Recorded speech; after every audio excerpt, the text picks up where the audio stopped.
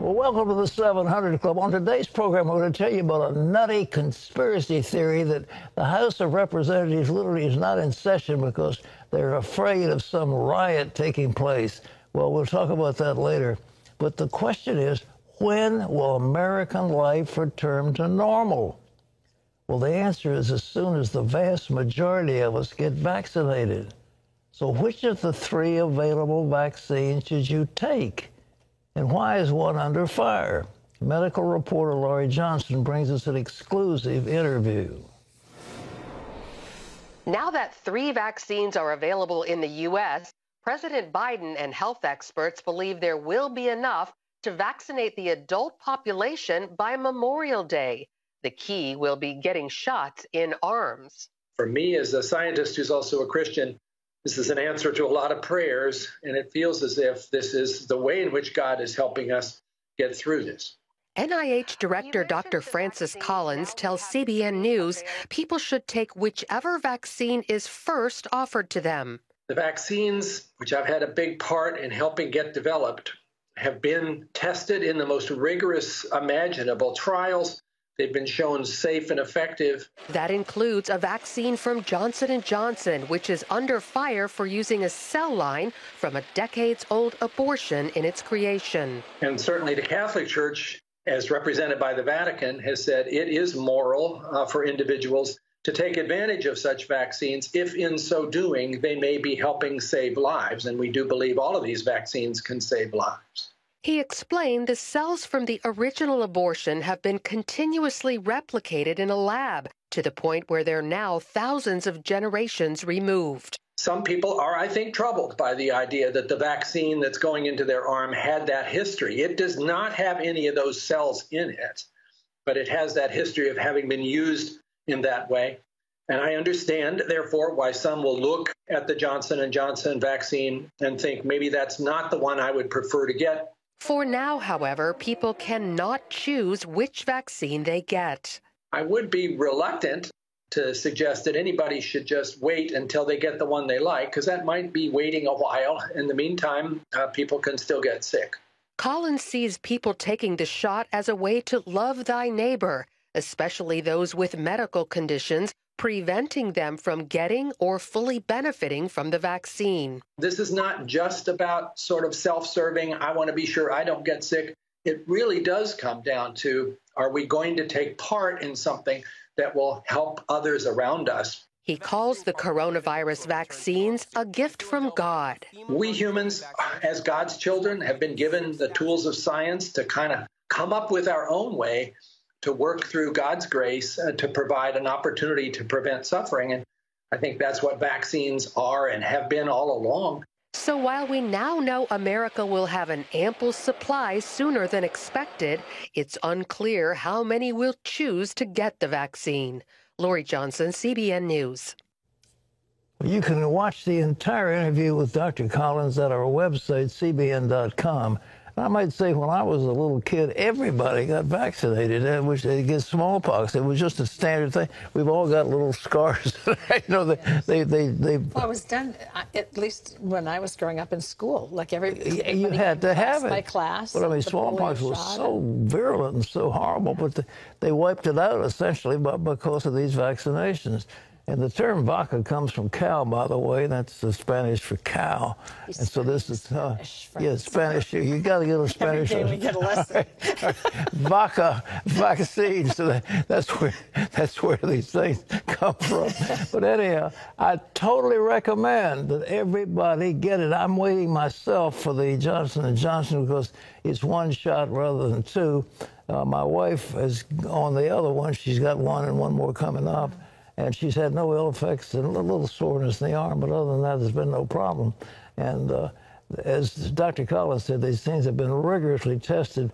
But boy, COVID is just deadly. It is the most horrible thing, what it does to your brain, what it does to your muscles, what it does to your lungs.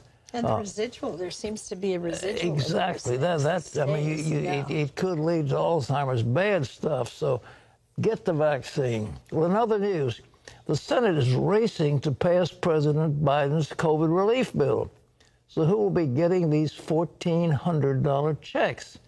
And why is the president accusing 4 governors of acting like, quote, cavemen, Neanderthals? John Jessup has more. That's right, Pat. President Biden is blasting governors for lifting mask mandates. So far, 4 states making that move. The president calling it Neanderthal thinking. Meanwhile, not as many Americans will be getting those $1,400 checks if the COVID relief bill passes. The Biden administration agreeing to a proposal to lower the income cutoff. Now, individuals making more than $80,000 a year and households more than $160,000 won't be getting the added boost to their bank accounts. And Pat, a vote is not expected on the bill before the weekend. Well, I hope they don't put that Christmas tree in there with all those other provisions. I mean, it was just a wish list for the left. And they want to give money to failing schools. They want to give money to doing research. They want to give money overseas to companies that were studying genetics. The amount of stuff that's in there, so much for Planned Parenthood or whatever, billions, and the question is a whole trillions of dollars going out. There's got to be repaid. The thing was just a monstrosity. In terms of the minimum wage, it has to be area by area, because a lot of small businesses can't pay the minimum wage, and that means the millions of people might lose their jobs if that is put in effect. And so it's not a good thing. It's nice to say, let's pay our workers more, and if you're going to afford it, by all means. If you want to hire teenagers and pay them good wages, be my guest. But at the same time, don't put a federal mandate across the entire nation. A big mistake. John. Pat, the FBI is warning of another possible plot to breach the United States Capitol. Security officials and House leadership taking no chances after the January 6th catastrophe. This as lawmakers are still investigating what went wrong that day. CBN's George Thomas has more. After the security failures on January 6th, authorities are taking threats of another Capitol breach seriously. This new one reportedly from a militia group inspired by a conspiracy theory predicting that former President Trump would return to power on March 4th, the day U.S. presidents used to be inaugurated on before 1933. The intel alert describing a plot by violent extremists to take control of the U.S. Capitol and remove Democratic lawmakers. We issued a bulletin last night, co-authored with the FBI, about extremists discussing March 4th and March 6th. House Democrats concerned about safety canceled today's session. The Senate plans to convene at noon. U.S. Capitol Police taking the intelligence seriously. We have enhanced our security posture. We've taken immediate steps to let the National Guard as well as our workforce know what to expect. One Republican lawmaker urging the former president to send a message to his supporters. President Trump has a responsibility to tell them to stand down. This threat is credible, and it's real. The threat coming as lawmakers are investigating the January 6th Capitol attack. Democrats wanting to know why it took the Pentagon more than 3 hours to deploy the National Guard after getting frantic requests from Capitol Hill police. D.C. National Guard Chief William Walker told senators that top Army leaders delayed over concerns about the image of guardsmen surrounding the Capitol. The Army senior leaders did not think that it looked good, it would be a good optic. They further stated that it could incite the crowd. I was frustrated.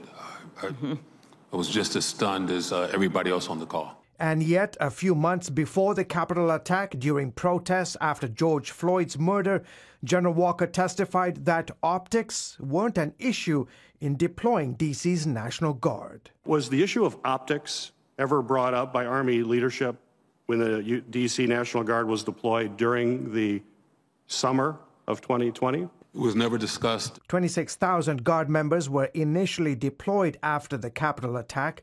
Some 5,200 troops now remain in Washington. George Thomas, CBN News. All right, thank you, George. The White House is warning Iran it's considering a military response to the attack on an Iraqi air base where U.S. troops are stationed. An American contractor died from a heart attack during Tuesday's nighttime rocket attack. It all comes as Iran and the United States are negotiating a return to talks over the regime's nuclear program. Former Secretary of State Mike Pompeo told CBN's David Brody that the Biden White House is giving up significant advantages won by the Trump administration. You just mentioned the word appeasement to a degree when it comes to Iran. Do you believe this Biden administration is in the appeasement business when it comes to dealing with Iran? So far, they have taken a terrorist organization that is underwritten and sponsored by Iran, the Houthis that exist in Yemen, Iranian-backed, to be sure. No one disputes that they're terrorists. No one disputes that. And yet they de-designated them. We saw last week that they gave a wink and a nod to what appears to be enormous financial relief to the Iranian regime. We put massive pressure on the regime, and it looks like they're going to allow billions of dollars in wealth to go from South Korea and the IMF into Iran and essentially take a foot off the stranglehold that we had on the Iranian regime. This is not a good start. Last week, the United States struck Iranian-backed militia in Syria in response to a previous attack. Well, the International Criminal Court is launching a probe against Israel and Hamas for alleged war crimes by both sides during the 2014 Gaza war. The move drew sharp criticism from Israel and praise from Hamas. It's undiluted anti-Semitism and the height of hypocrisy. Without any jurisdiction, it decided that our brave soldiers, who take every precaution to avoid civilian casualties against the worst terrorist in the world, who deliberately target civilians, it's our soldiers who are war criminals. Hamas welcomes the decision to open an investigation into the Israeli war crimes against our Palestinian people. The ICC prosecutor believes Hamas attacked Israeli civilians, used its own people as human shields, and tortured political rivals. She also believes, Pat, Israel responded with disproportionate force against Palestinian civilians. I want to say something. You know, our head of our American Center for Law and Justice was actually in court because the United States refuses to be subject to that International Criminal Court. We just say, no, we're not. You have no jurisdiction over us, period. And I think Israel's the same way, but Israel is unfortunately too small. But I think this criminal court is just a joke. And we have said, no way, you're not going to come after our soldiers. You're not going to blame them for war crimes because in the middle of some combat operation, you're not going to do it. We will not submit to you.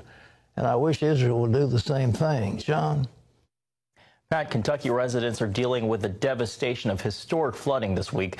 Rivers rising to heights not seen for decades after getting 4 to 7 inches of rain over several days.